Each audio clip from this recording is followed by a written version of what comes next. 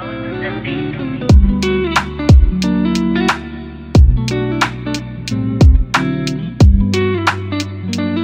beautiful people of all ages, shapes, and colors, to another episode of the Hit Your Free Throws podcast, where we encourage you to stick to the basics. I'm one of your hosts, TV, aka TV on basketball, alongside my co-host Jay, aka the Knockdown Jay. How's it going, my guy?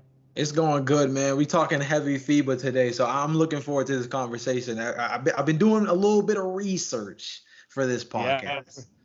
Yeah. And like Jay mentioned, heavy FIBA today. We're going to be talking about the FIBA tournament so far. We're going to have a quiz related to FIBA. We're going to have a draft related to FIBA. And we're going to talk some like NBA, a little bit in between there. But it's going to be a heavy FIBA episode, especially because we're down to the Final Four. Germany, Serbia, Canada, USA, all happening this weekend. So it's going to be a really dope talk about FIBA. And we're going to be previewing those games as well. But before we get into this episode, we do have to plug our socials. Remember to follow our individual accounts at TV on Basketball, at the Knockdown J. Down in the description below, you can find us on TikTok, Instagram, all that good stuff. In terms of the Hit Your Free Throws podcast, make sure you follow the TikTok and Instagram. The daily uploads are here. We are on episode 36 or 37 of the 2K simulation. We are 10 years in, people. We have a lot of things have changed. If you want to check out the last episode, some of the simulation legends just retired, so you got to check out that episode if you want to check that out. But of course, we're still doing this podcast every single week, and you're going to be able to find that on YouTube. So if you're watching on there, remember to like, share, subscribe, hit the notification bell. That would be very much appreciated.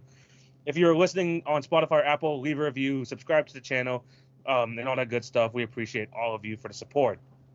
Jay, we got that out of the way. Are you ready to get into some basketball talk? Yes, sir. Of course, and we are going to be going right into the FIBA tournaments, and we are only down to 4 teams like I mentioned off the top. Serbia versus Canada tomorrow at 4:45 a.m. Yes, Canadians, 4:45 a.m. if you want to watch it over here on the East Coast. So it's going to be extremely tough for us, but we're going to rock it out to see if Canada can make it to the finals. And then at 8:45 a.m. later on that day, you're going to have Team USA taking on Germany. Jay, in terms of this tournament so far, what have been the biggest things what are the biggest talking points that you want to talk about from this tournament? Obviously, I think the biggest one for me is just when focusing on Team USA, I think that it was easy to give Anthony Edwards a lot of the shine early on. I thought also Austin Reeves got a lot of the shine when we first got off to FIBA play. But I think things have started to kind of round themselves out. Obviously, there was also a lot of weird slander around Brandon Ingram and how his game doesn't necessarily fit the FIBA style on that level of having to play more together basketball. But more so than just the individual performances, because I think a lot of different guys have stepped up. Tyrese Halliburton has played very well. Jalen Brunson has stepped up in a real way. Jaren Jackson Jr. still, even in FIBA play, TV can't get himself together when it comes to the fouls. Hey man, look, the guy's just he's just a freak athlete on the defensive end, and clearly that gets him into more trouble than he would like to be. But I think the most important thing that I keep looking at when it comes to Team USA, man, is I think that this is just something that we have to continue to understand, is that NBA basketball does not necessarily always translate to overseas when talking about play style versus talent perspective. I think this is one of those years where we understand more front and center than ever that our talent has been able to supersede the fact that it covers up things like lack of continuity that some of the other countries have. Play style in terms of the up and down the up and down play style of the NBA, as opposed to a more half court setting in FIBA and World Cup play. I think that one of my biggest things that I look at is just that I think that as the NBA continues to want to grow and expand, situations like these are going to teach the league, and I think specific coaches who are really good at that job are going to take a lot from these kind of runs, about creating more well-rounded rosters. I think we've kind of seen this over the last couple of years in terms of continuity, things like the Denver Nuggets, the Golden State Warriors, the Boston Celtics, of all their skill sets working in continuity, right? And it's amounted to either being a championship level team or at least an NBA finals reaching caliber team, a la like the Miami Heat, for example, right? I think that all of these things that we've seen from Team USA kind of further highlight the direction that the NBA, I think, is headed next in terms of the talent pool. Because the NBA has never been I would make the argument, I don't think the NBA has ever been as talented across the board as right now. I think some of that is even proven through the World Cup, for example, as well.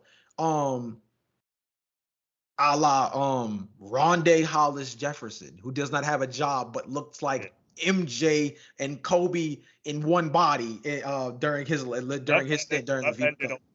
Yeah, man. So stuff like that. So overall, overlying point, I think that watching this FIBA tourney, especially from a USA perspective, kind of gives me a lot of hope and a lot of optimism around the fact that as the NBA continues to cater more and more to the international flavor of the game, I think we're slowly going to find a medium between all this up and down basketball that we've seen in the league versus the slowed down half court productivity that we see in FIBA. And I think if you can get that perfect mesh, you not only get more well-rounded NBA players, but I think you get more competitive basketball games in the NBA. And that's something I think we all would enjoy. I know that's more NBA-centric than FIBA-centric, but Team USA this year, I think it just clarifies a lot for like what the league should be looking at moving forward.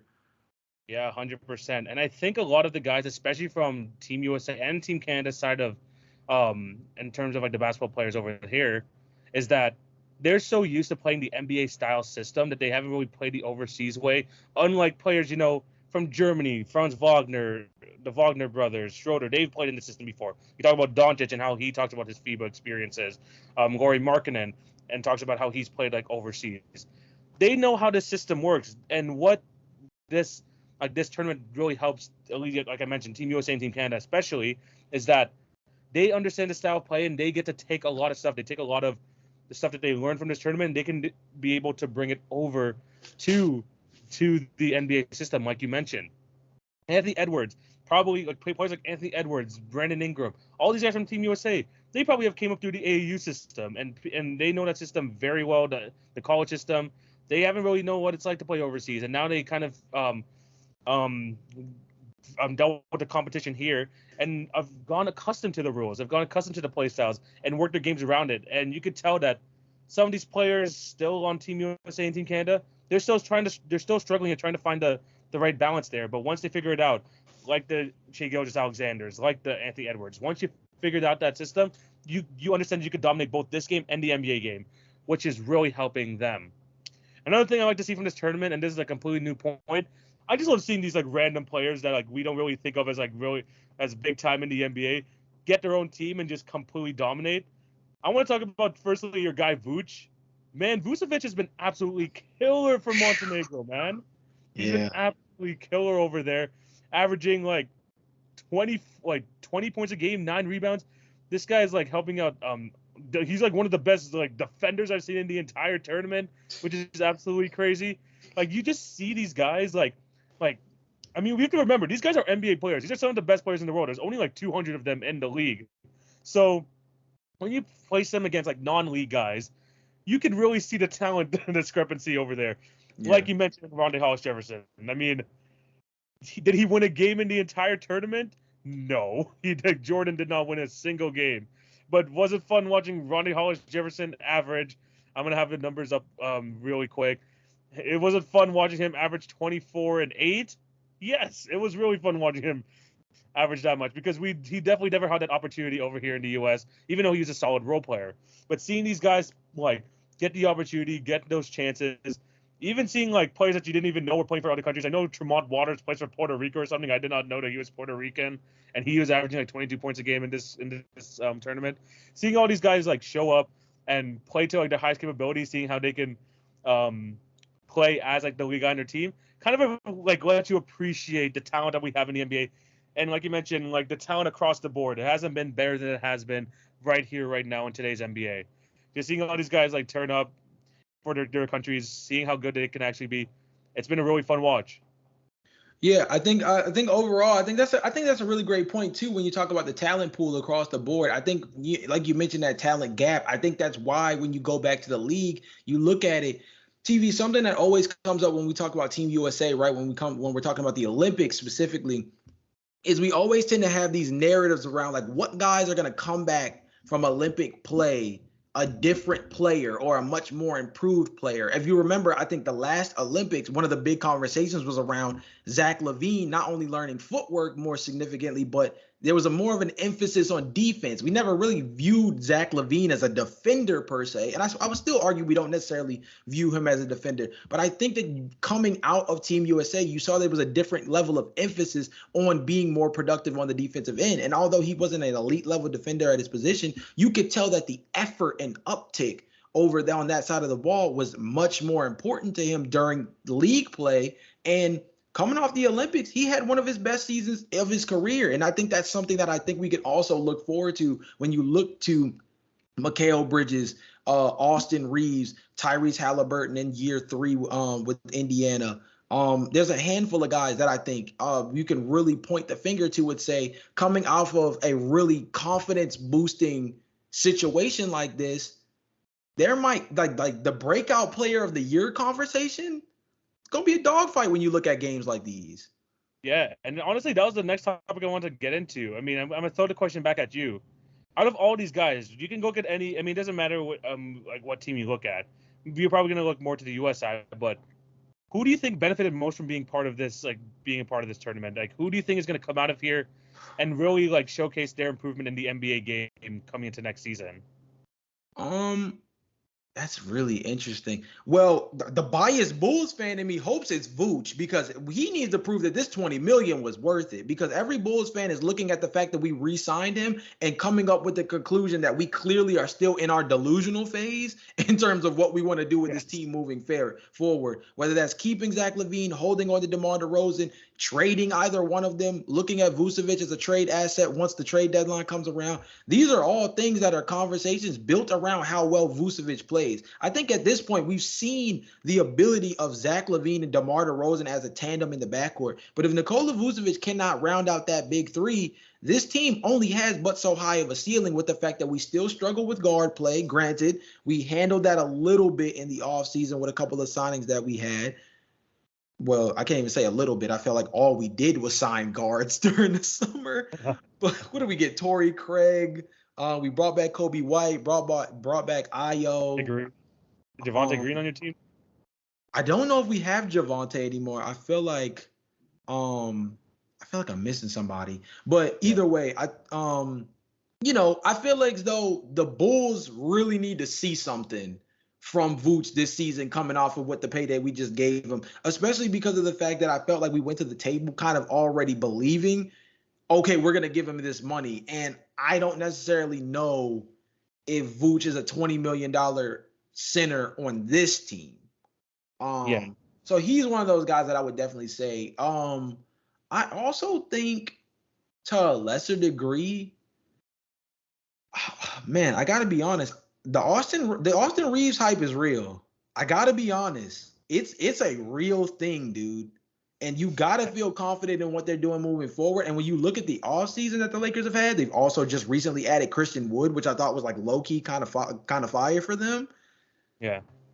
I think if Austin Reeves can be their third best player as an offensive creator and a guy who's competitive defensively with the kind of roster they've built this offseason, he might not be a breakout player as in like he's going to make an all-star team or anything, but he's a guy who I think we're going to have to respect more than just being the next token white guy that plays for the Lakers. Got you. Yeah, 100%.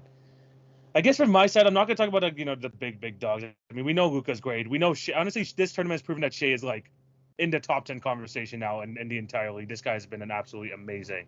But I'll go with two guys as like my kind of like guys I'm hoping that can like translate at least a bit of their game into the NBA level.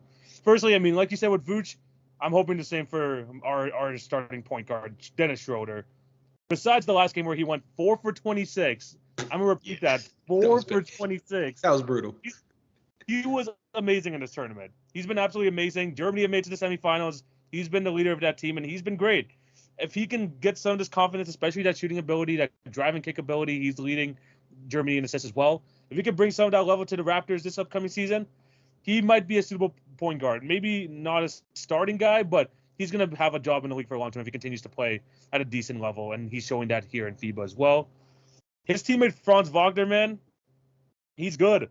This man's very good, and with the young team that the Orlando Magic has, low key, if you're really thinking about that draft class and like who's really coming up on top as the best guy so far, you can make the argument with him with the injury to Cade, with the not the next jump we've seen from Jalen Green, with the Scotty Barnes kind of plateauing in his second season. Franz Wagner might have the case for having been the best player in that draft class so far, so he could definitely be in the mix. But there's one guy I'm very excited for going into next season. I think he's going to provide a big role for this team. It's Bogdan Bogdanovic for the Hawks. Bogdan has been showing. One of my worries is like after his injury that he wasn't going to come back the same guy, especially because they re-signed him. But him in this tournament has shown me he's completely fine. And the price that the Hawks have paid, sure, was a hefty price for him. But they needed, besides someone like a Trae Young, someone like a DeJounte Murray, who are both primary ball handlers. Bogdanovic's going to be there to shoot. He has decent passing ability. Will go after it on the glass. If he can provide this effort and be kind of like the perfect role player for them on the Atlanta Hawks team, while potentially averaging maybe 15, 16 points a game, that's really good for them. And I'm excited to see what he's going to be able to do. And the fact that he has Serbia in the semifinals without Nikola Jokic, it's saying a lot from the team and saying a lot about their leader and Bogdan Bogdanovic. So I gotta shout him out too. He's been absolutely fantastic. I want to build on that Bogdan point just for a second because I think that's like a low-key underrated one when you talk about how it translates to the NBA. Bogdan has had a injury history really build up over the last 2 or 3 seasons. And if we got to be honest, there's got to be a certain level of confidence that he's been struggling with over the last few seasons. You can see it in his fluctuation in shooting. He's been okay in spots, in spurts, but you can see just through his fluctuation as a shooter from 3, he's a guy who I think has kind of ran into the wall of the ebbs and flows that comes with being in and out of the game due to injury so frequently. Because he's missed at least 15 plus games the last 3 seasons due to injury. I think it's really important for him, right? As a guy that you mentioned beforehand that just got a contract, he's got to show Atlanta something because I think that you look at what Atlanta has now, right? Between Trae Young, DeJounte Murray, I think they really believe in Onyeka Okongwu, which makes Clint Capella very expendable. I like Sadiq Bey for their team. I think DeAndre Hunter showed us something when healthy that, like, if he can just rekindle even an iota of what we saw, I think, what was it, earlier last season, first 20 games, he was like a dog when he wasn't injured. There's a lot to like, especially when you add in the most improved player. TV might not even come in the form of a player, really. You might even have to look at it in the form of a team from a coaching perspective. Quinn Snyder alone might be the biggest X factor in the Eastern Conference. Because him coming over to the East, we knew how dangerous he made the Utah Jazz as a regular season team. Constantly, always a top 2, top 3 seed in the regular season, just based off elite defense from the center position and the ability to get a lot of 3-point shooting out of their guard play. If he can bring some more up-tempo out of Trae Young, DeJounte Murray, Bogdan, Onyeka, Clint Capella, these guys who I'm sure want to get out and run and want to be able to play high pace and want to shoot the 3 ball a lot more frequently, I think should be something that they favor a lot more, right?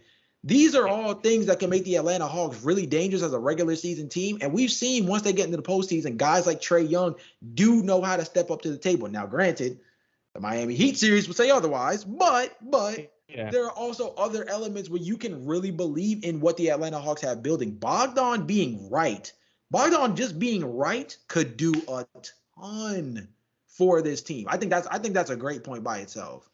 Yeah, he is honestly like the prototypical guy that you want beside a Trae Young in terms of like a guard/forward who's able to know who's effective off ball, who'll work hard when he's on the floor. He's prototypical guy to have beside Trae Young in that sense.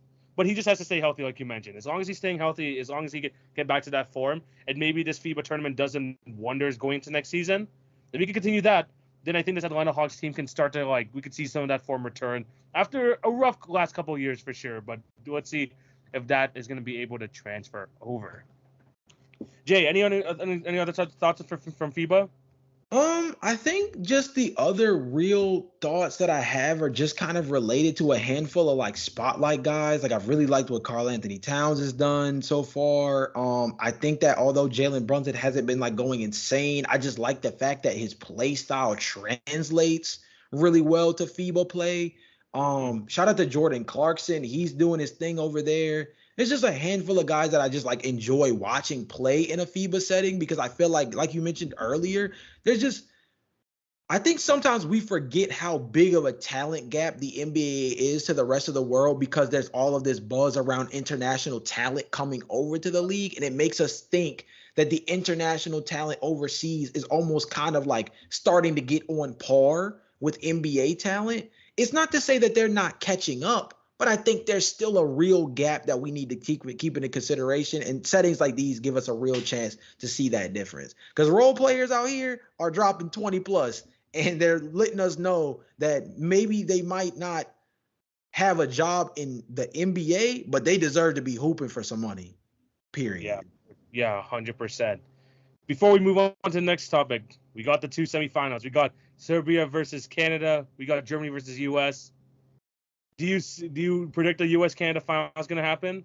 Yeah, man, I gotta lean with my guys, obviously. And Anthony Edwards didn't even have a crazy game against Lithuania.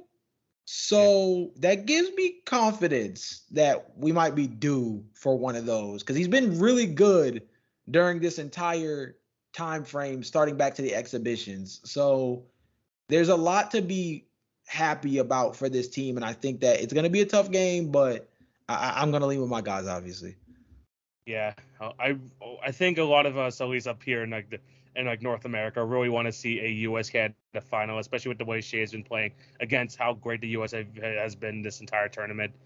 That should be a good one. If that happens, that's going to happen early next week. So hopefully that does happen, and we can come back, and I can come back on the podcast next week discussing how Canada was able to beat the US. So let's see if that's going to be able to happen next week. We're going to move on to the next topic, and we're going to take a little quick break from FIBA because after this, we're going to go full FIBA once again with the rest of the topics. Yeah. But we went through our top fives over the last 5-6 weeks, almost basically the last 2 months, in terms of each player at each position, who are the top 5 players at each position. Now we're going to go with something a little bit different. Me and Jay have compiled a team of what we feel is the most underrated players in the league. We are going with a starting 5, point guard, shooting guard, small forward, or whatever. And we're going to be kind of going through our rosters position by position and talking about who we feel is the most underrated at that position in the league. Jay, how do you feel about this team that you got?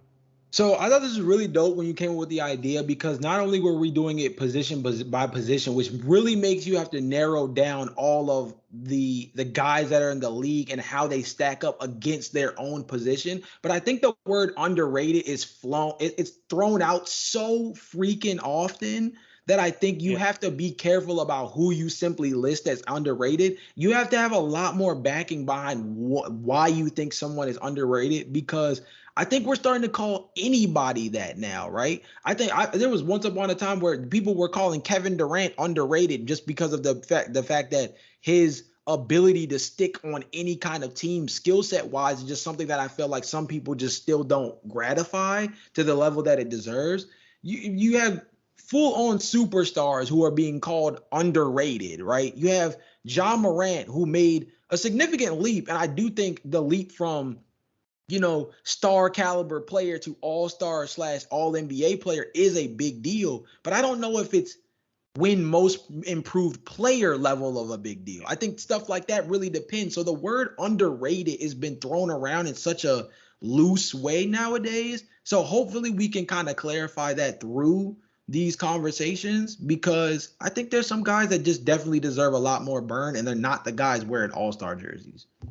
Yeah, 100%. Again, we have 5 positions to go through here, and we're going to have we haven't discussed our list beforehand, so if we do have the same player, it's going to be interesting. But at the same time, there's so many players in the league that you can deem as underrated, so this should be a pretty fun list to go through. So, Jay, let's start up top. Let's start at the point guard position. Who do you have as the most underrated point guard in the league? So the dude that I have as the most underrated point guard in the league is Tyus Jones. I don't get it. I don't understand it. TV, this is not the first time his name has come up on this podcast. Let's make sure we get that out of the way. I think we literally did a draft like a month or so ago where Tyus Jones was one of my first picks that I actually had. And it's because I want to keep pushing the Tyus Jones narrative as he goes to the Washington Wizards, where he has a chance to be a starting point guard. TV, I looked into it. In the 20 games without Ja Morant last season, Tyus Jones averaged 16.8 points, 8.2 assists, and 4.2 rebounds. The boy barely turned the ball over. He averaged 1.7 turnovers a game while averaging over 8 assists.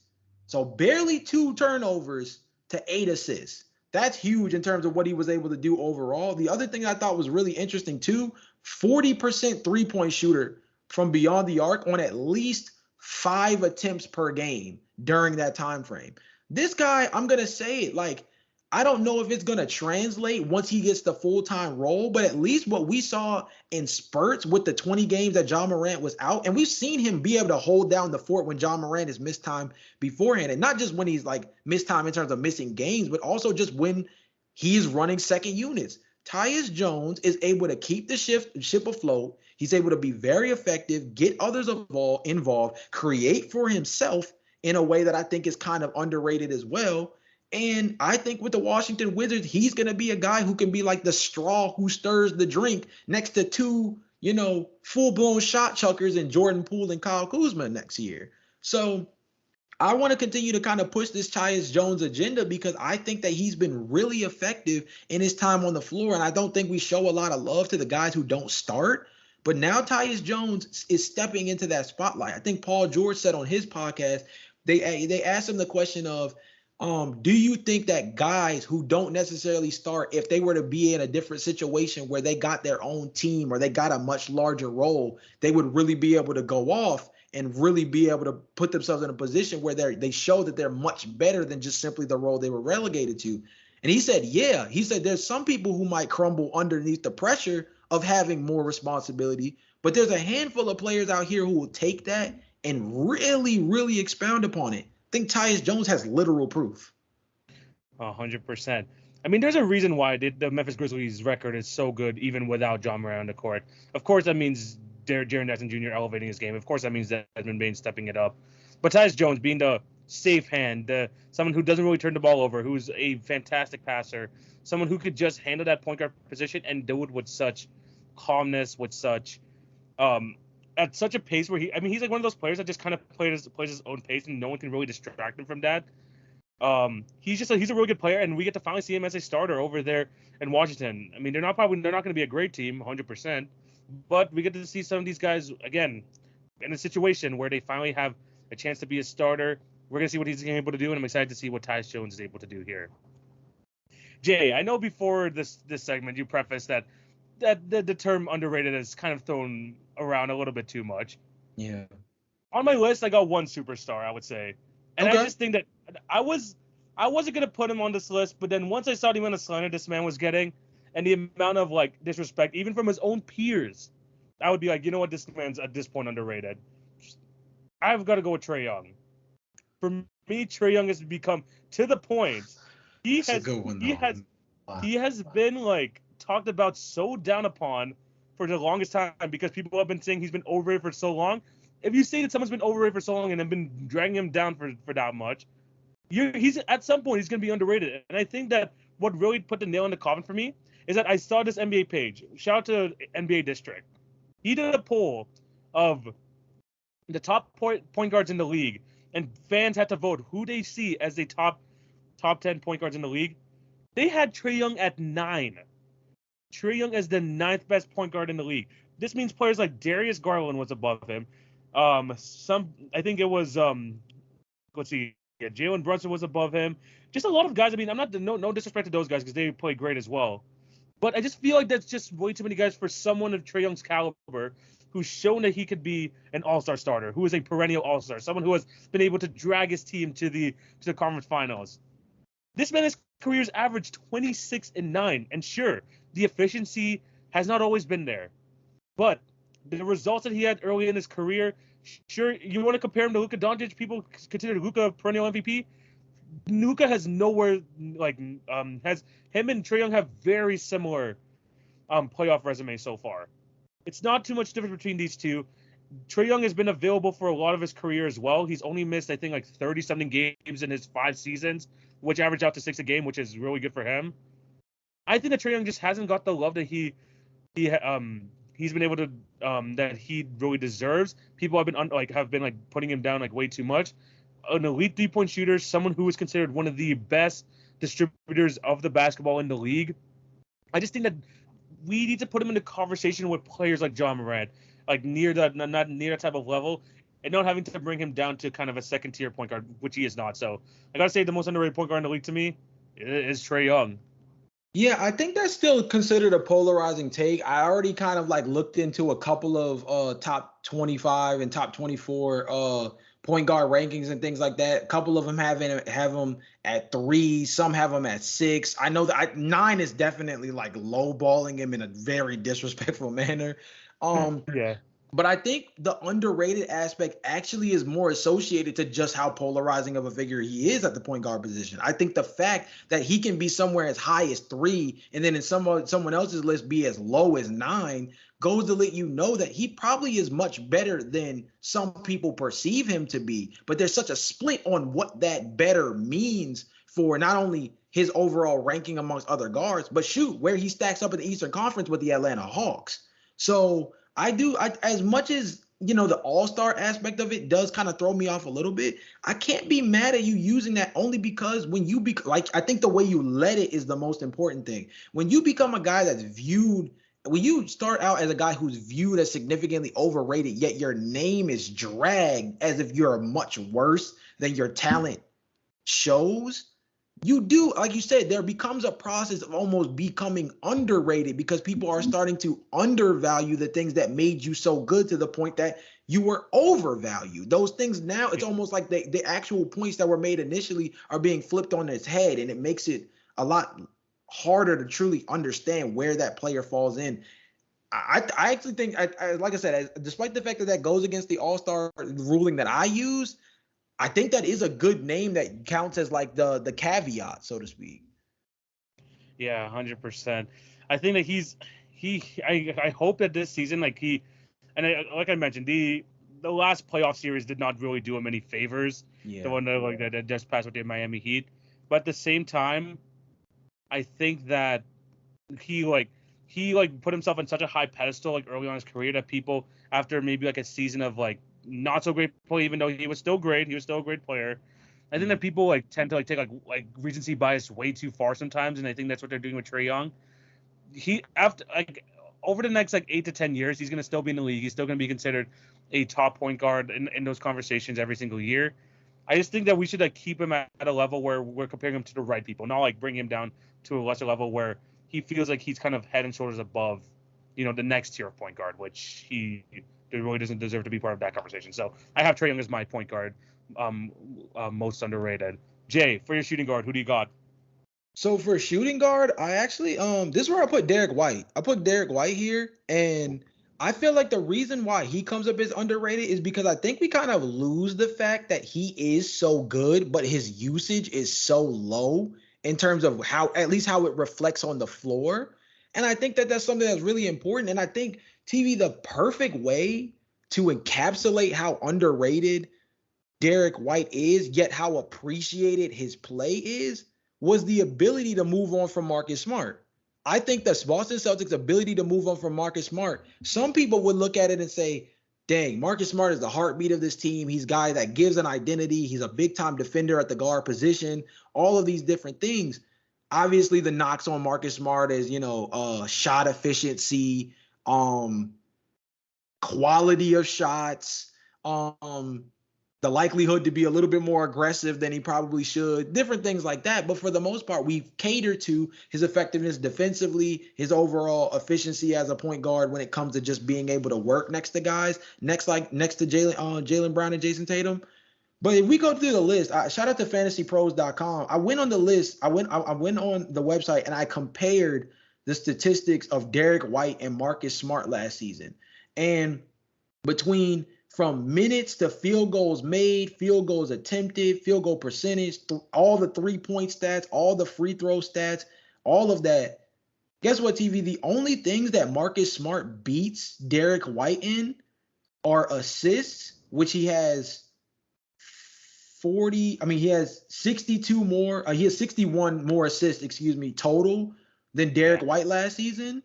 And he had nearly 40 more steals than Derek White.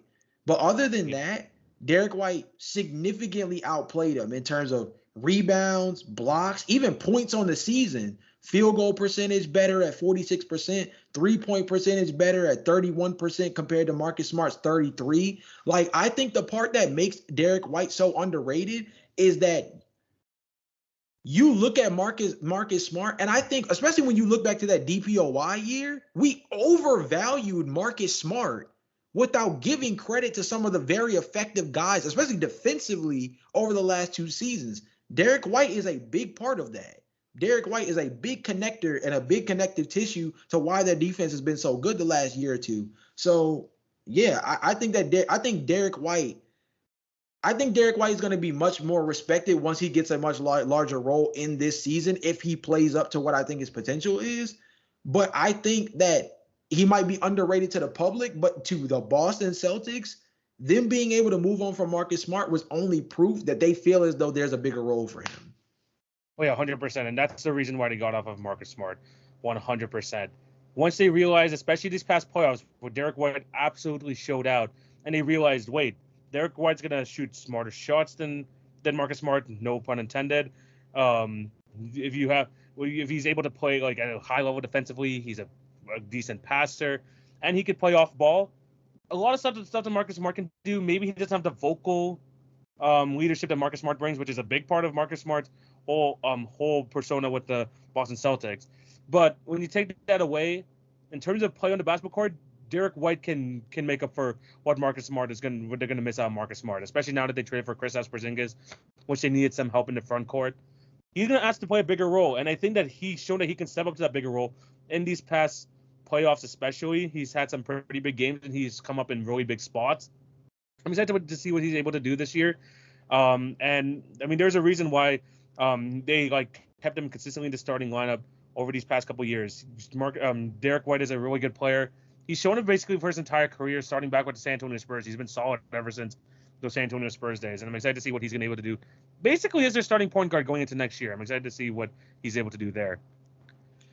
For my most underrated shooting guard in the league, I got to show a little bit of Raptor love over here. Former Raptor I'm going to be talking about. I'm going to go with Norman Powell. I think Norman Powell for me is like an underrated player. And if you really look at his like last 3 or 4 seasons dating back to the year after the Raptors won a championship, he's been averaging 17 points a game, 3 rebounds, 2.5 assists on 84% from the free throw line, 41% from 3, and 48% from the field. Norman Powell is a 6-man, but compared to other 6-men of like years past that are shot chuckers who maybe shoot around the 41-42% range, this guy's efficient. He knows where his spot is on the court. He's an efficient 3-point shooter, like I mentioned, and he's been able to carry on his production from the Toronto Raptors over to the Portland Trail Blazers, where he had a good couple years here, and even with the short time he had with the Los Angeles Clippers, he averaged like a good 21 points per game that year. 21 points per game on his at the end of 2 seasons ago, and 17 points per game this past season. And he missed 22 games. When you look at the per 36 numbers from Norman Powell, and I know this is not the best statistic to look at, but when if he was able to get more minutes, he's going to be like a pretty damn good scorer, averaging over 20. Like he has a 23 point per game scoring average per 36 minutes. He's so important to the team, especially because you don't know what the injuries are going to be like for Paul George and Kawhi Leonard throughout the season as well. So him being able to play at this consistent level is really key for the Clippers' success. That's why they want to keep him around for so much, even with the James Harden trade potentially in the works. So Norman Powell, I think that we talk a lot about 6-mans over these past couple of years and the Tyler Heroes, and among other players who have won the award. But Norman Powell has been up there with some of the best 6-men in the league, and I just don't think he's been talked about enough. I think that Norman Powell is a good name to come up with when you talk about somebody who's just effective in the time that they're on the floor. Like he's just a guy that when you put him on the floor, he's going to be able to make right decisions. He's going to be able to put the ball in the basket. He might not be a big time defender or anything like that, but he's going to be a guy who at least when you put him on the basketball floor, regardless of who it's next to, he's able to fit into whatever role that is. If he needs to be a 35 to 36% three-point shooter, he has the ability to step up to that level. If he needs to be a guy that's a driver and initiates the offense, he has the ability to do that in spurts. He's just a really good guy that you can put in a lineup when you need a burst, but he's not utilized as this microwave guy. He's a guy you can really put in and run things through and also run things around without disrupting the flow that comes with inserting a guy like that. So I think that's a good pick because there's a lot of guys who fall into that six-man bucket getter category. But I think Norman Powell is one of those guys that kind of differentiates himself a little bit from just being pegged into that round hole, so to speak. Yeah, 100%. Moving on to the small forward position. Jay, who do you have as the most underrated small forward? So for this one was a little tricky because I don't necessarily he kind of plays small forward, power forward, but Jaden McDaniels, I have an obsession with this guy, and if you guys notice, I'm gonna kind of end up leaning pretty interestingly on the defensive end these next couple of players. But Jaden McDaniels last season was a beast defensively and individually at least. He just barely missed the all defensive team last year. But he got 3 first-team votes. He got 34 second-team votes, and I think it says he was 6th amongst all forwards and 12th amongst all players in terms of votes for the all defensive teams last year. So basically, when you talk about just barely missing the cut, I mean just barely. But one of the other things that was so noticeable, I didn't even know this, Jaden McDaniels was the only player in the NBA to have 75 blocks and 70 steals in a season. This was a guy that is an individual defender playing zone in the NBA that we're in nowadays, being able to be a roamer and disrupt offenses, whether it be around the glass on drives or simply like playing passing lanes.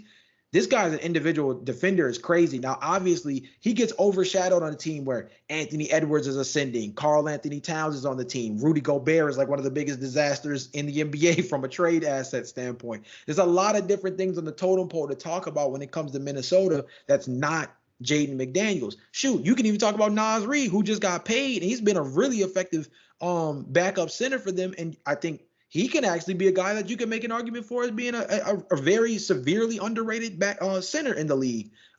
Maybe that's a different conversation for a different day. Maybe he comes up today in our conversation. But Jaden McDaniels is not high on the totem pole in terms of players that are talked about on the Minnesota Timberwolves. But he is a guy who definitely has a lot to do with the trajectory of this team moving forward because this team has to improve defensively if they're going to be effective in terms of making postseason runs. That's what Rudy Gobert was supposed to be brought in for, but Jaden McDaniels is a big cog in turning that thing around, along with Anthony Edwards becoming more effective defensively and the pairing of Karl Anthony Towns and Rudy Gobert working or them finding another way to work around Rudy Gobert to make him effective again on the defensive end.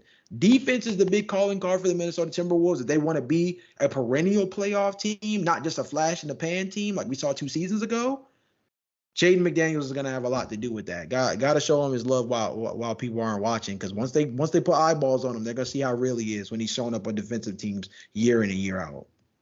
100%. I mean, there's a huge reason why he was a big talking point going to the playoffs because if you remember correctly, he punched a wall in the final game of the regular season, which caused them to miss the entirety of the Timberwolves playoff run. And he was sorely missed because of that. Like you mentioned, right on the fence of making an all-defensive team, his role next season is going to be really important, especially when it comes to the versatility, like you mentioned, of the Minnesota Timberwolves. He needs to stay healthy. He helps them become a small ball lineup when possible, and he makes up for a lot of defensive struggles if Karl Anthony Towns is on the court as well, who's not the best defender. He can make up for a lot of it, especially like you mentioned, he is very good at stealing the basketball as well as defending at the rim. He's very good, and I'm excited to see what he's able to do next season for the Timberwolves. I think he's like one of those young guys I'm glad that they didn't get rid of. You had to get rid of Vanderbilt. Yes, they got rid of some other guys. I'm glad they kept around Jaden McDaniels. He's going to be a good player for them going forward. Yeah. For myself, Jay, I'm gonna go to your team right now. There might not be a lot of guys that to be Okay. I Really like love this. your team, but there's one guy I believe is super underrated. He's not just a meme in the NBA. Let me go with Alex Caruso over here at the small forward position.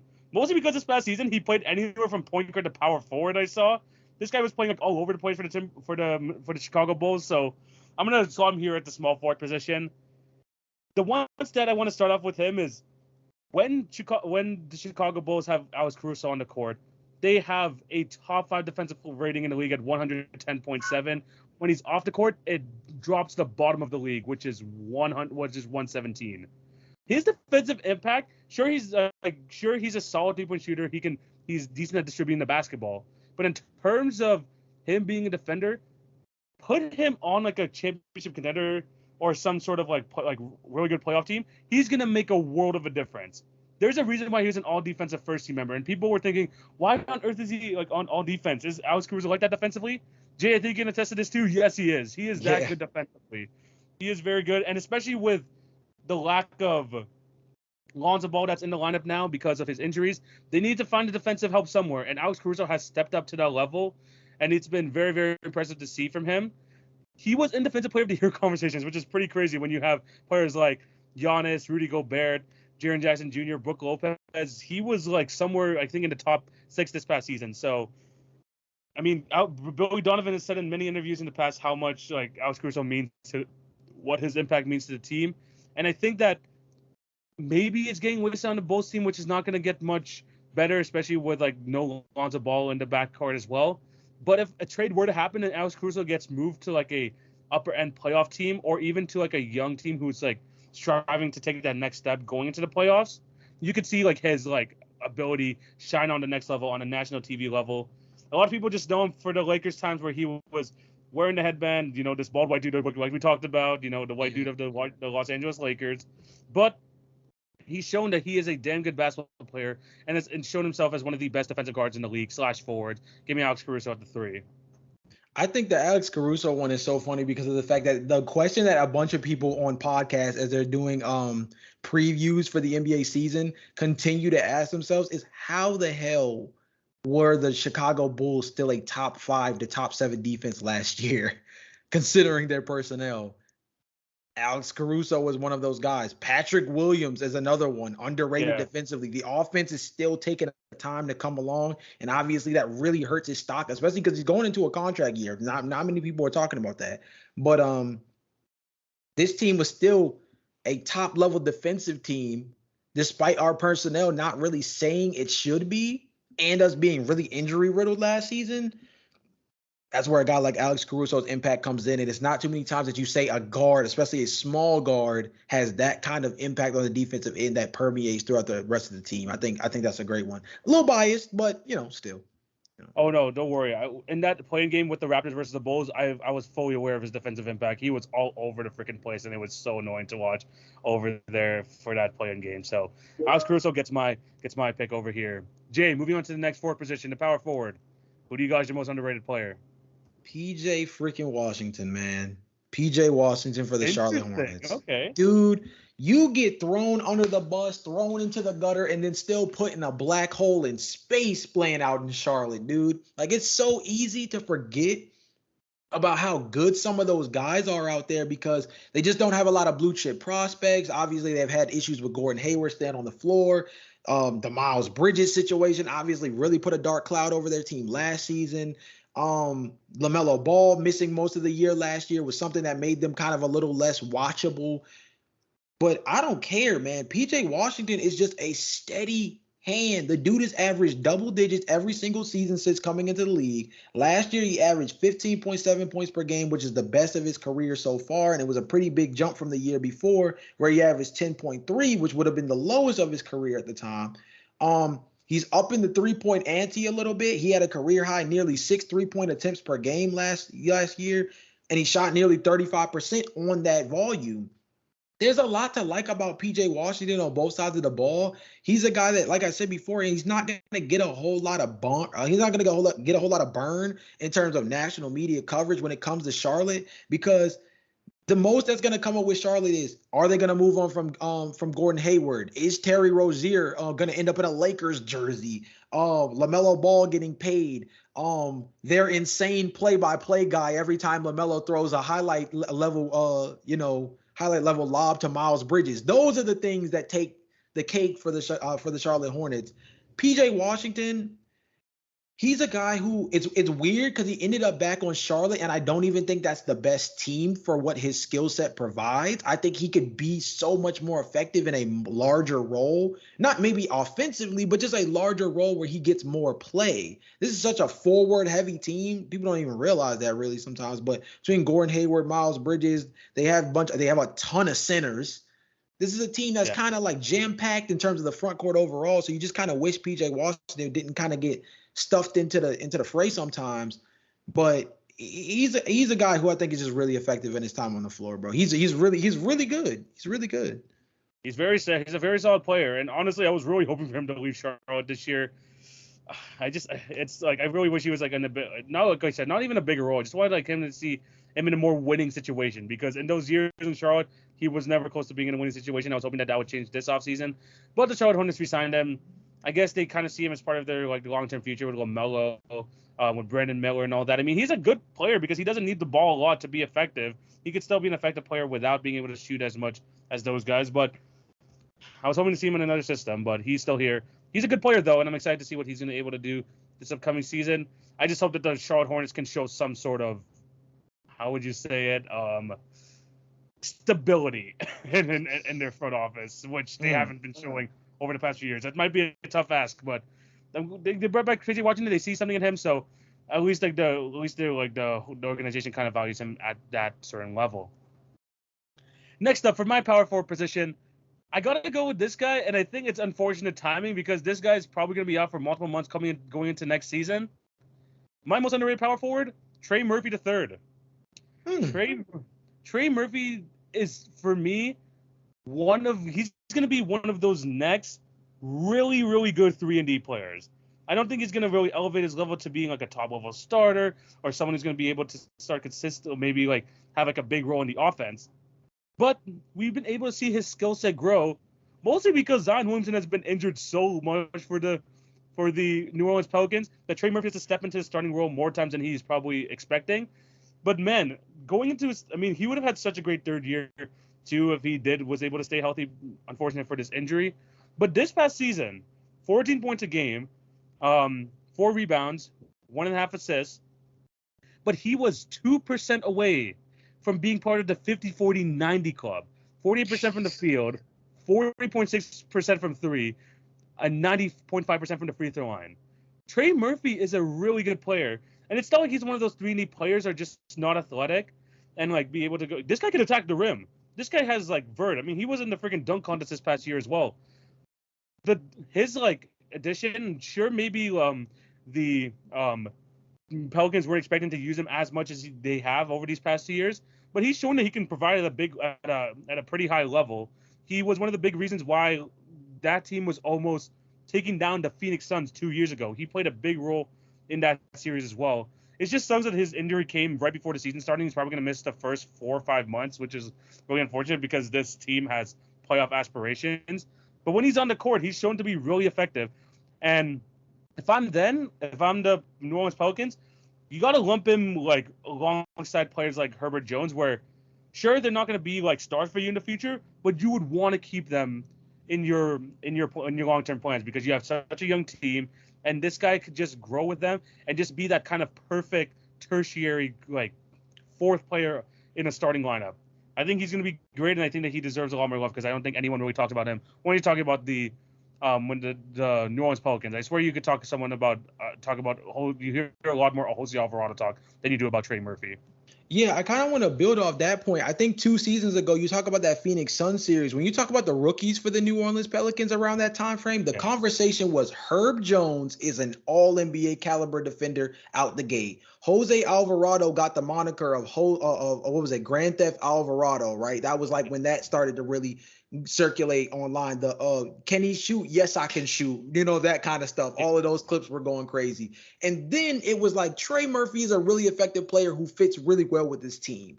And then this past season, although the New Orleans Pelicans were not nearly as good, Trey Murphy really asserted himself as arguably the best out of that group. Yes, Herb Jones just recently got paid, but I think he was also just more so focused on financial security more than anything. Yeah. We know that Jose Alvarado is a really good player for them as well, but I think that Trey Murphy, his ability on both sides of the floor is a real ceiling raiser for a team like New Orleans, especially when you talk about the stuff going on with Zion. If Zion can be on the floor, I think a guy like Trey Murphy fits next to a Zion Williamson much better than a Herb Jones does. I love Herb Jones as a defender. I love that you can put him at the shooting guard position, put CJ at the 1, and you have this really big kind of lineup across the board where you have Herb at the 2, Brandon at the 3, Trey at the 4, or Zion at the 4, and Valanciunas at the 5, like something big like that, right? I like that you can do those kind of things, but you're gonna need shooting around a guy like Zion Williamson. That's where a guy like Trey Murphy probably steps in and is a little bit more effective and a little bit more efficient in that kind of lineup, because he can be a really good glue guy who, like you mentioned beforehand, unlike most 3-and-D dudes, can take the top off at any moment. And those are the kind of things that you need to be able to keep a defense honest when they're so used to packing the paint against a Zion Williamson. If you can step out and shoot the 3, you make him come out. And then if you're one of those guys who can put the ball on the floor and finish around the rim, now it's a game of pick your poison. And that's not fun with a team like New Orleans that is pretty talented across the board when you get past the lack of availability of some of their guys all the time. Yeah, 100%. And I was really excited to see what he can do more this year. One more time, I mean, so hopefully he gets better with the injury. We don't know what the timetable is. Hopefully we get to know about that soon. But he's a damn good player, and he deserves a lot of love from this Pelicans team. His man, Herb Jones, just got paid. I'm expecting very soon, especially next offseason, that they want to return the rights to Trey Murphy as well. Final position up here for the all underrated team. Jay, who is the most underrated center in the league? Ivica Zubac for the LA Clippers, boss. That's my guy right there. The dude is a walking 10 and 10. It doesn't matter. TV, I went on ESPN and I went through splits. At home, he averages 10.7 and 9.8, dang near 10 and 10. On the road, he averages 10.8 and he averages 10.1 rebounds per game. In division, he averages 11 points per game and 9.9 rebounds. You go down the list, whether it's October, April, pre-All-Star, post-All-Star, the man averages at least 10 and 10. TV, I went all the way down to checking how he does against certain teams. There's a couple of teams in here where he doesn't have some good games. There's a couple of 6.5s and 8.5s. Hey, TV, I don't want to throw salt in the wound, but in the 2 games against Toronto last season, he averaged 20 and 12. I'm just saying. Oh, no. He was killer. I remember those games clearly in my head. He was killer at those games. That man is definitely a dog. Now, against Chicago, he averaged, 12 and a half and 9.5. So, I mean, I ain't going to sit here and just completely throw it under the bus. But no matter what, he's literally like at the center position, he's just a steady hand. The dude's going to average at least a block and a half a game. 10 and 10. He's going to shoot somewhere between 60 and 70% from the floor, and he's going to get buckets off of anywhere between 6 to 8 attempts per game. Like, the dude is just consistent. Now, I don't think the Clippers obviously don't play through him. I think there would be something really intriguing about him getting more touches, considering how effective he is. But he is a guy who is just, like I said, super consistent. He's going to average 10, 10, and 1.5. He's going to do that every single season. It doesn't matter. Like I said, I literally went through because I wanted to see just how consistent this was. It doesn't matter what month. It doesn't matter whether it's home or a road. It doesn't matter if it's in division. Look, shoot, there's even a stat that says on 3 days of rest, he averages 11.7 points per game and 10.6 rebounds per game. So on 3 days of rest, he's the best version of himself. That's the quote unquote season high on the 7 games played off of 3 days of rest. So literally, he's just walking consistency. He's just a guy at the center position that if you can get 10, 10, and 1.5, you typically you're happy with that. Yeah, typically, 100%. You're happy with that. If you don't have an all-star caliber center that's dropping 25 and 10, getting 10 and 10, just about what you would ask for. Yeah, no, honestly, people underrate how important Zubac is to the freaking Clippers. Mostly because if you really think about it, there's not really much depth at that center position besides Ivica Zubac over there. I mean, yes, they included Mason Plumlee over in the trade deadline this past year, but before that, I mean, it was really just Ivica Zubac manning down that center position. And I don't know I don't remember talking about this on the podcast. Maybe we did, but if he goes down for the Clippers, what's there left there at the big man position? Not much. He's very important for them. He all of his baskets, like literally all in my head, all the Zubac highlights I can remember is getting the ball off the rim and putting it back in. Getting the ball off the rim, putting it back in. You just need that from your center sometimes, especially when you have so many ball dominant forwards and guards and Kawhi, Paul George. A lot of these guys are going to take a bunch of shots. Norman Powell, Terrence Mann, Russell Westbrook. You're going to just need a guy to be a garbage cleaner.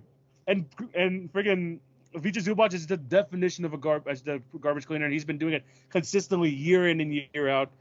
He's been like one of the most steady pieces, one of the more healthy pieces over there in LA, which is really key for them. I'm glad that he was able to get some love over there.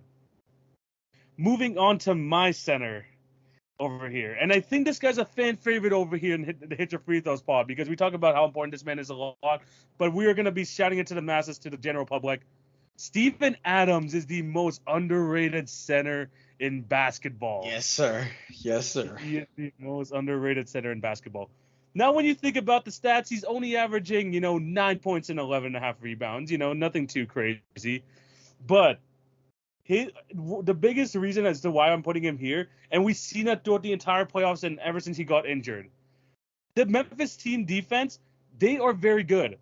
And a big reason for that, even though he doesn't put up the most stats, I mean, I think over the season he only averaged, 1.1 blocks per game, even less than Zubac, is his ability to just be like a big body. Like when you talk about like pound for pound, someone who can use their full body like to their advantage, it's gonna be Steven Adams, one of the hardest screen setters in the league. If you try backing down this man to post, it's almost impossible.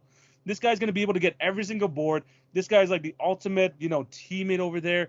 He's going to do whatever it takes to get the win. He doesn't matter how many points he scores. He's going to do all the dirty work. He's going to hustle. He's going to do all of that.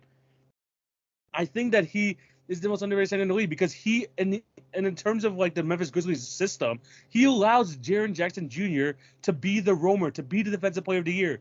Because him being the center, and we've seen this year in and year out, him like being like a roamer is what makes him one of the best defensive players. Him being a one-on-one defender and trying to be the lead rebounder isn't great because we know how much he can get into foul trouble.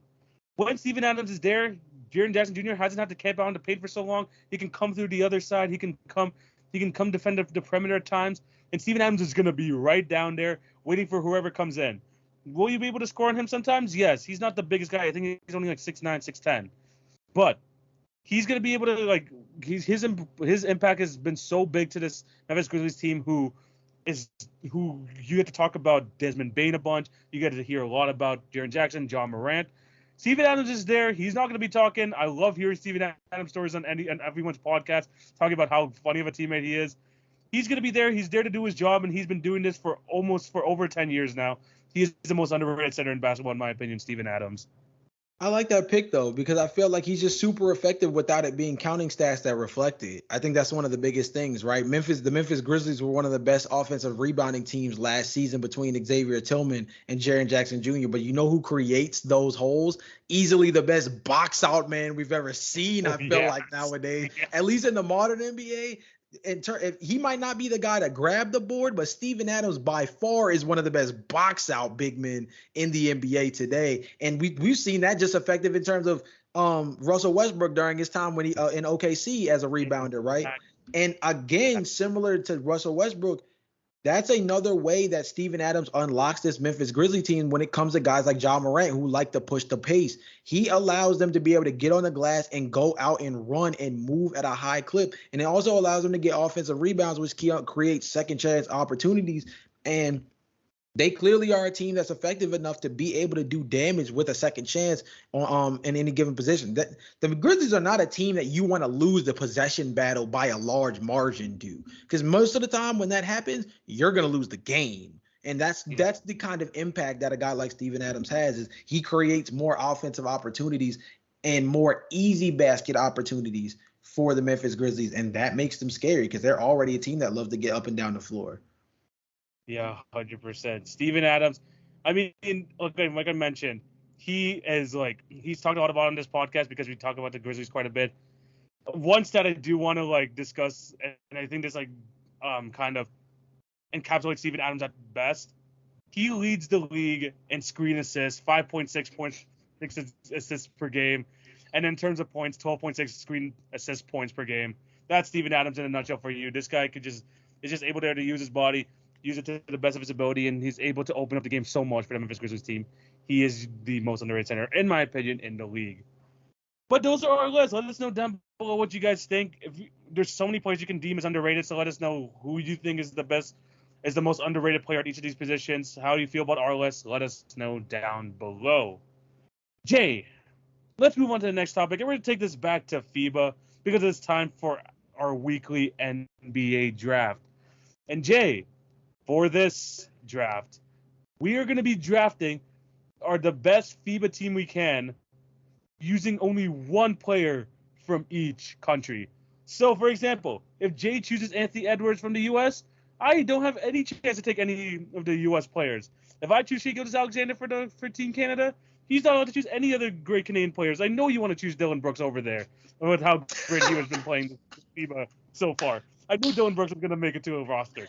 But we can't do that because we're only allowed to choose one player for a country. So we're going to be doing that with this draft.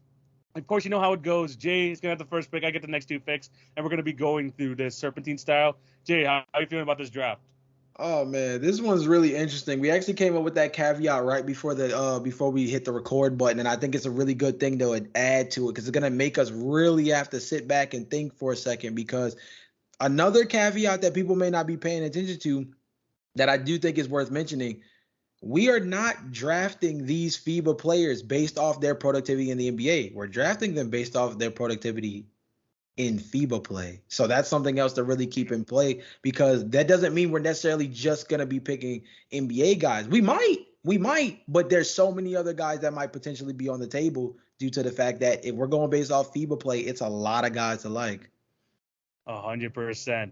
And we're going to start off with the draft going over to you, Jay. You got the first overall pick. Who do you have as your first guy you want off the board? TV, I got to do you greasy, man. I got to do you greasy. No, come on, no, man. Nah. I got to, man. I got to pick my favorite player in the NBA. I got to pick TV's favorite Canadian representative. And I got to pick maybe arguably a hot take. Not sure, but I'm going to pick the best shooting guard in the NBA right now. I'm taking Shai Gilgeous-Alexander with my first pick, man. That's tough. Got to protect the cheeks, man. TV gets 2 picks. I got to try to pick who I think has been the best player out here. So I'm going to link with my boy. That hurts. Oh, that hurts. I absolutely love Shai this year. He has taken out of so many holes this year, this FIBA tournament. I'm not even gonna front. This guy's been the best player in all of FIBA so far. I'm not even gonna front it. He's over there. You get him as your first pick. I respect it. My next pick. Gotta go with the guy that we just defeated. I think that even though like they didn't even make to the semifinals, he had to backpack this team, and he did in a big way once again this year. Give me Luka Doncic over there in Slovenia, averaging 26 points per game. The shooting percentages aren't the greatest, but you just know that he's able to backpack a team whenever he can. Give me Luka Doncic as my first pick. And I'm not gonna let. That's the thing. Here's the thing. Do I do you dirty now? These are the choices you have to think about. These are definitely the choices I have to think about. That is very, very interesting. Because with the USA team, there's a few guys you could go with. There's a few guys. Of course, Anthony Edwards has been the best scorer, but we're trying to create the best team possible here. I'm not sure if I really want to go that way. But I think this guy could be a great 3-man. I'm not going to go with Anthony Edwards, but I'm going to go with someone else who I think could just fit any team really well. Let me go with Mikal Bridges. Yeah. Mikal Bridges over there at the 3 position. It doesn't mean that means you can't take any more USA players, which is great. But I'm going to go with him. Mikal Bridges is going to slot right in there at the 3. He is my second pick. That's a good one. Taking Mikal, although it's not BPA, I do think taking USA off the board this early is the strat. I do think that's the strategy. That makes sense. All right, so I got 2 now. Do not do me dirty again, Jay. Do not do me dirty again.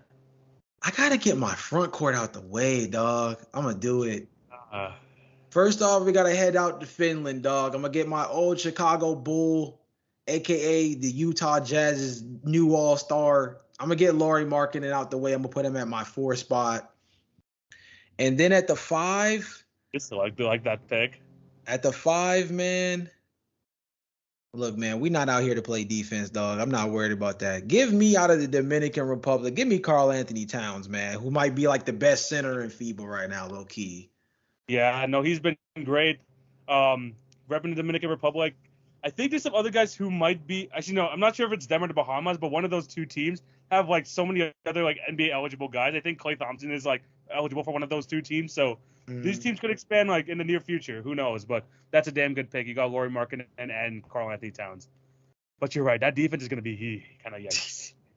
Yeah. But you know what, Jay? I'm gonna go with one of the best defenders in FIBA so far. I'm gonna go with the man who's also from your neck of the woods with my next pick, the first pick of my next two. Give me Nikola Vucevic from Montenegro. Sure, he might not be the best defensive guy in the NBA. Sure, you could take him out to the perimeter and he'll get absolutely cooked. But here in FIBA, man, when there's no defensive 5-second violation, he has been an absolute rock over there for Montenegro. He's been great this entire tournament. I'm going to put him at my 5. Next pick. Oh, this is where it gets a little bit tough. Actually, no, it doesn't. If you took away the Canadian from me, I got to go with one of my Pinoy boys over here. Got to go with Jordan Clarkson out of the Philippines. I need a freaking flamethrower out there. He scored like 20 points in 4 minutes in like the last game he played for the Philippines. The pride, he's our guy right now over there. He's gonna be my next pick. I cannot like not draft any like 2 of my guys. So I got to go one of them. So give me Jordan Clarkson. Jordan Clarkson's a good one. He was on my list. I actually had to take him off now. So that's a good one. That's a good one. All right, man. I'm going a little bit of a different route here. I'm gonna get the guard position. We're getting buckets. I'm sorry. You took Jordan Clarkson, but we're getting buckets out here at the end of the day. This team is already not, I don't want to say defenseless, but we are not worried about rim protection. Let me put it that way. Yeah. I am going to take the reigning G League most valuable player, Carlik Jones out of South Sudan, man. Let me get Carlik Jones, 26, 7, and 15. I was reading an article on him earlier. It said he started the World Cup with a 40 efficiency, and he ended the World Cup with a 40 efficiency. This was a guy who I think was just overall effective at the guard position. He's been kind of low-key dominating the G League season in after season in and out for probably like the last 3 or 4 years now, actually, between being on the Windy City Bulls, playing for the South Bay Lakers. He's been a really, really effective G League player. Came out here on the FIBA stage and really has been balling out. And like I said, I'm more focused on buckets for this team. So give me Carlik Jones. And then to round things out, see, I had an original pick beforehand, but now that we're not doing now that I'm not worried about defenders, I'm like, I'm going to think strategically, and I'm going to take Germany off the board just in case. Let me give my boy Franz Wagner, who is like low-key becoming one of my favorite players, and I think low-key could have been on our list for underrated at the small forward position. 100%. I love that pick in Franz Wagner. I talked about one of the best players for Germany so far this year. One of the big reasons why they were able to join the Final Four. My final pick. I got Vucevic at the center position. I'm down to 2 players. Now, do I want to go somewhere near my Toronto Raptor roots, or do I want to go completely off the board? I don't even know if you looked at this guy. You know what? I'm going to go completely off the board. I was going to go with Bruno Caboclo for Brazil, the one guy who absolutely dominated Canada when they defeated us in that one game earlier this year, but he's been great in the FIBA tournament. But I'm going to go over to Italy, a Denver Nugget player by the name of Simone Forticino. for my power forward position. He has been great in this He's tournament. been really good. He's been really He's good. been really good. 18 points a game, 6 rebounds. The shooting percentages haven't been the best. Only 43% from the field, but he is not afraid to shoot the three ball. He plays well at the glass, and I just think that we need someone who just knows the FIBA game so well. And I think in my roster, someone like Simone, I don't know how he didn't make the All FIBA team, first or second team. I think that's an absolute disgrace. He's gonna be on part of my team. Let me have him, Simone Fortecchio, the Denver Nuggets player. Oh, sorry, Utah Yeah, Jazz. man. Sorry, my bad. Utah Jazz player. My bad. Fortino has been low key good. If you keep tabs on him again, we were talking about Ivica Zubac earlier. This is another one of those guys who like I think FIBA is so much more geared to the big men in a way that I think you just get to see them play much more aggressively, and they kind of step up to the plate in a way that you really tend to enjoy. He's one of those guys that's taking advantage of the stage. He really is. Yeah, for sure. And honestly, Italy did a lot better in this tournament than I thought they would, and he's been their lead guy. Love the way he's been playing too. Love seeing his play over there. He's gonna be my final pick of this draft. Jay, I gotta hear your team. Who is your all FIBA team that you're able to draft? All right, so my FIBA team consists of Carlik Jones at the point guard position. I've got Shea Gilgeous-Alexander at the 2. I'm going to put Franz Wagner at the 3. We're going to put Lauri Markkanen at the 4 and then play Karl Anthony Towns at his natural position, the 5. Love that team. Again, the defense is gonna be kind of tough over there. Honestly, the same for mine. Not gonna lie, but at least I got one of the best defenders in the league. But at the same time, yeah, very good team over there for you. Over to my team at the point guard position. Give me Luka Doncic. That's where he should be playing, not the shooting guard BS that the Mavericks try to do. Let him be the lead point guard. At the 2, give me the pride of the Philippines, Jordan Clarkson. At the 3, give me Mikal Bridges. At the 4, give me Simone Fortecchio. And at the 5, Nikola Vucevic. Damn, I honestly, I kind of like my team. And although you don't have really the defense, I got Mikal who's going to lock up anyone that I try to put on him. So good luck with that. How you feeling about your team? I think we're solid. I think there's a couple of holes, obviously defensively, but I think Karl Anthony Towns and Lauri Markkanen are going to be really effective around the basket. They both can shoot threes. Well, obviously we know Shea. I think we both agree has been the best player in FIBA so far. Carlik Jones was a little bit of a reach, but I was going for microwave score. You picked Jordan Clarkson before I could, so this was the next best guy I could think of. Yeah. Bogdan didn't make our list. He got a little love earlier on in the podcast. He could have been a guy who I think if we were doing 6 man or we had to give honorable mentions, I definitely think Bogdan would be in the running for one of the first guys to come up if we were going further down in the draft. Oh yeah, no, there's some guys that we didn't even really talk about. Some of the guys I was thinking about, none of us took Rondae Hollis Jefferson, which was really unfortunate. I was hoping one of us would, but he didn't make the cut. Josh Giddey played so well for Australia this True. tournament. So he deserves some love over there. In the center position, I mean, there's been so many good bigs, but Willie Hernan Gomez for Spain was fantastic this year. So he deserves some love. Dennis Schroeder for the Germany, but you took Franz Wagner from over there. Caboclo, I almost took at the last pick, as you see there. There's been a lot of good guys. And I talked to you before the podcast. If we weren't going to do that rule for one player per country, the one guy I wanted to choose, and he's been one of my favorite guys from the tournament. He's not even in the NBA, but one of the guys that has been really impressing me from Slovenia, not named Luka Doncic, Kliman Prepelic. Hmm. He's their 6 man coming off their bench. This guy could shoot threes like crazy. This guy comes in, like in the first 3 minutes, hit 4 threes against Canada. Like all he does is come off screens and just fires it from 3. It's like something crazy I haven't that you can see Steph Curry and Klay Thompson doing the NBA. I want to get him in the team, but we had someone. There's no way none of us are going to take Luka Doncic. So, shout out to him. I want to show some love to him. Yeah, that's fire. That's fire. All right, that is our teams. Let us know down below. Obviously, we have our little what's it called? Our little biases here. So maybe it's not the best team possible, but let us know what team would you could try and build if you were to build one, even with the players that we didn't choose, because there's a lot of other great talent out there. Let us know whose team is better. Jay, we have reached the final segment of the podcast, and which means it is time for our weekly NBA quiz segment. And Jay, I have another top 10 for you to guess, kind of like last week, but this one is very FIBA related.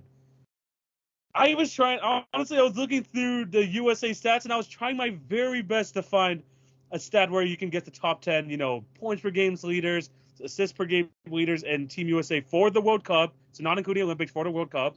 And to be honest, those lists were way too difficult. There's some guys from the 60s and 70s I've never heard of that Okay, were on this appreciate the list. love, not making me So go I through wasn't that. going to put you through that. I wasn't going to put you through that. But I did find a stat that you could possibly get. The Okay. number one guy on this list was way too hard. His name was like Smith something. I don't know. He was from the 70s. He had the most rebounds in a single FIBA World Cup tournament for Team USA.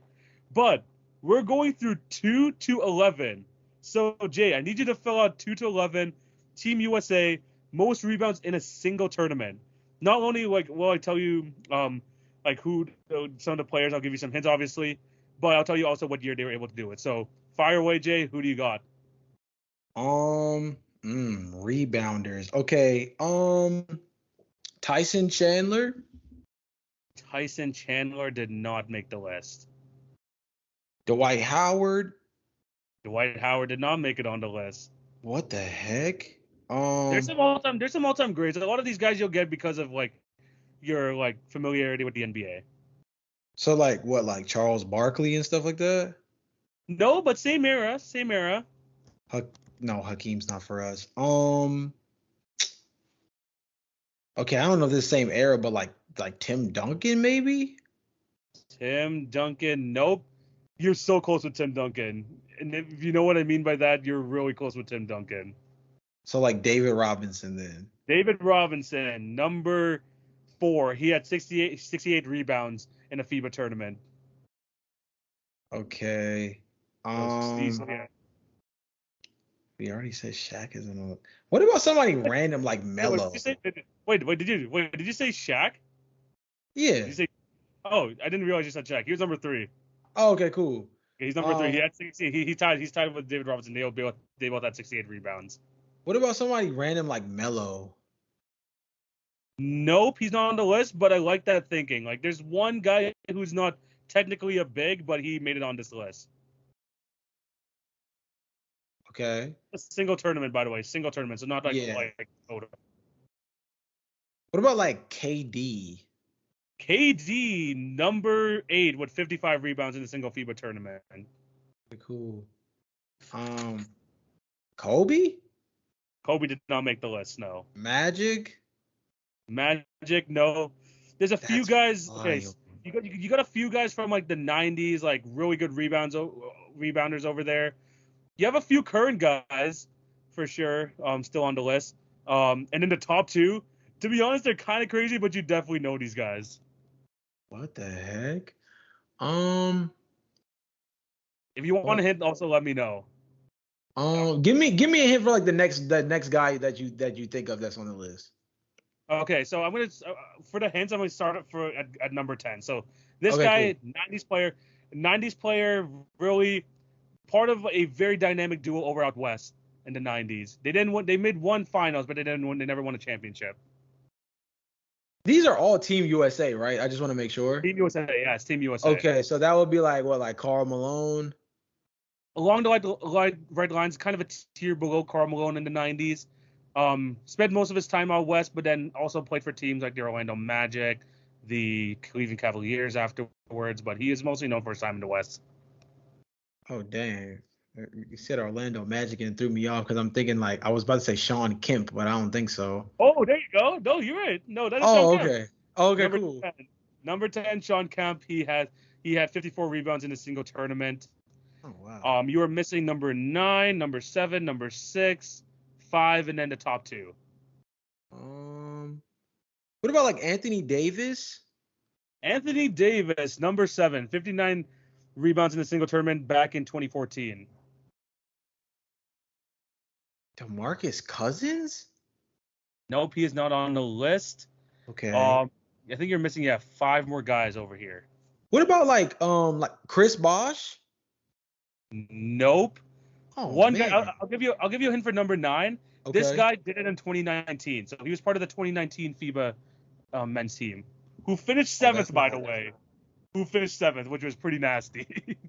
That's kind of crazy because I'm not gonna lie, I didn't watch 2019's FIBA as much. He's a solid center today. I wouldn't say he's like a top 5 guy, but maybe borderline top 10. Maybe he's in your top 10. Who knows? But he plays over out east. What, like Jared Allen? Nope, but along the same level type of player. Like he's been a borderline all-star for a few years now, but he hasn't made one yet. Oh, but he hasn't made one yet. Okay, that's a good caveat to throw in. Does he start? Yeah, I'm surprised he hasn't won a Defensive Player of the Year yet either. Wait, what the heck? That really feels like Jared Allen now. What the heck? Pretty damn good defender. Bam Adebayo? Nope. He plays. I'm gonna give you the division. He plays in the Central Division. Oh crap! You said he's in our division too. What's that like? Yeah. Oh, like what? Miles Turner?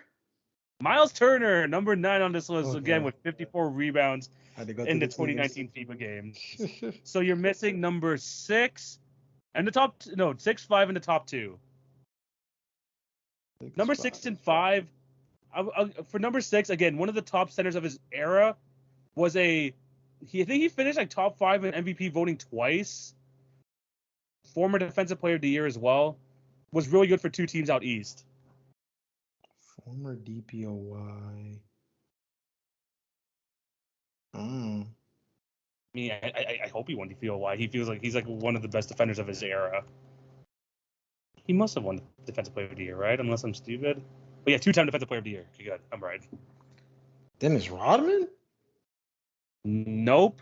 This guy was prominently known for his time with the Miami Heat and the Charlotte Hornets.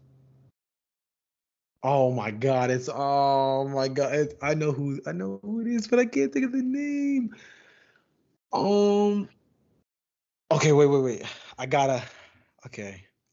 I'm only it's only because I can't remember dude's name. I know the dude's. I'm gonna look up the year that this is, and if I'm right, then it's okay. Miami Heat, 2003. Because I just can't remember I know exactly who it is, but I can't remember his name. If I'm wrong, I'll take it on the head. But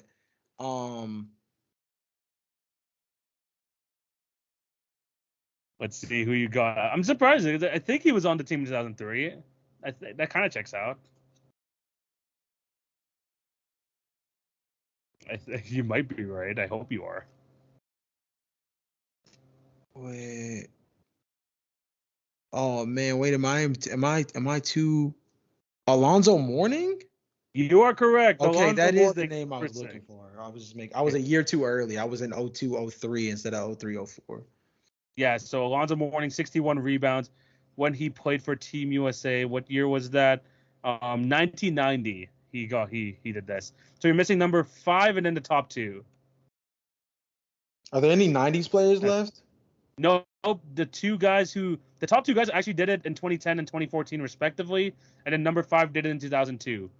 The 2002 guy, we talked about him as like we mentioned him in the Hall of Fame discussion last week, and we used his like career example as a reason as to why a current player should make it to the Hall of Fame. Oh, Ben Wallace. Ben Wallace, number 5. Yeah, he definitely should be on that list. Yeah, 61 rebounds he made in the top 5. These top 2 guys, not gonna lie, it's pretty crazy. We're gonna start off at number 2. This guy was definitely a journeyman, but he was definitely more known for his off the court stuff than he was for on the court. And it wasn't anything that he did bad per se. It's just with the people he was connected to. Did I say DeMarcus Cousins already? Nope, not DeMarcus Cousins. This is 2010. He was a multiple ring winner with the Los Angeles Lakers. Oh, Jesus. Yeah, Andrew Bynum. Not Andrew Bynum, but another member of that team. Oh. He was connected to he was definitely known for like off the courts. Like a lot of like casuals know about him just because of his connection to a very famous family. A lot of reality show biz type stuff. Does he play center? He's like a small forward, power forward, not gonna lie. But he's very lanky. He's very lanky. Matt Barnes?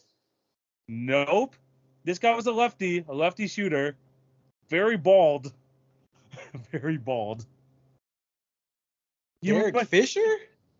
No, like he's a forward. He's like he was like I don't know if he started for the Laker teams. Lamar Odom. Lamar Odom at number 2. Okay. Had 69 rebounds in a FIBA tournament in 2010. And then this guy, personally, one of my personal favorite players of all time, one of the most fun guys to watch growing up.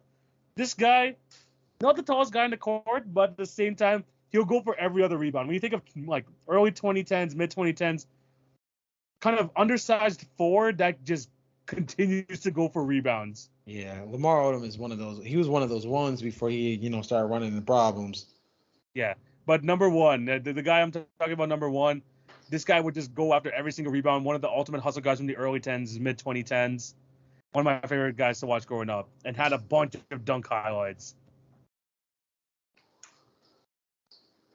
He made Team USA, which is pretty surprising at this time. But honestly, I'm glad he's like on this list. Blake? Nope. He was never nearly an all-star. He was like one of like the more fun role players in the league. Over on the West Side. Honestly, one of the best nicknames also of like recent NBA history.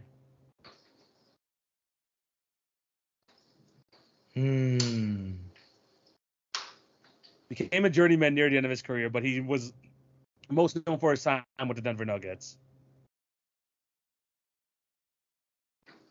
Wait, what? Okay.